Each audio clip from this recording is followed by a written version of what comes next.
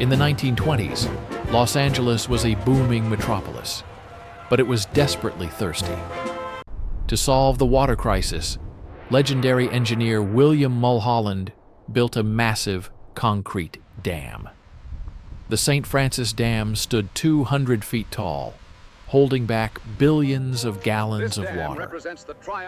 It was considered an absolute triumph of modern American engineering. But Mulholland ignored the unstable geology of the canyon where it was built. On the morning of March 12, 1928, the dam keeper noticed muddy water leaking from the foundation.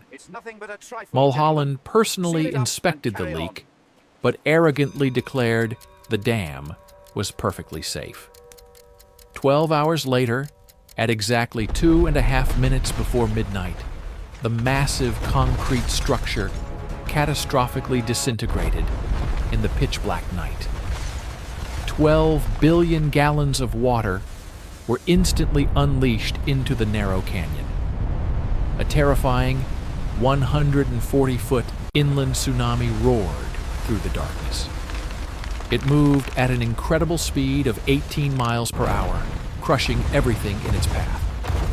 Heavy concrete blocks weighing 10,000 tons were swept away like pebbles. The colossal wave slammed into a nearby hydroelectric powerhouse, instantly plunging the valley into darkness.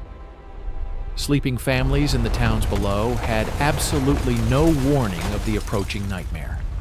The churning wall of water, thick with mud and crushed trees, swallowed entire communities. Houses were ripped from their foundations and ground into splinters in the dark. The flood carved a path of absolute destruction 54 miles long, all the way to the Pacific Ocean. When the sun finally rose, the landscape was completely unrecognizable. Thriving towns were replaced by a desolate, muddy wasteland stripped down to the bedrock. Over 430 people lost their lives in the crushing, muddy waters.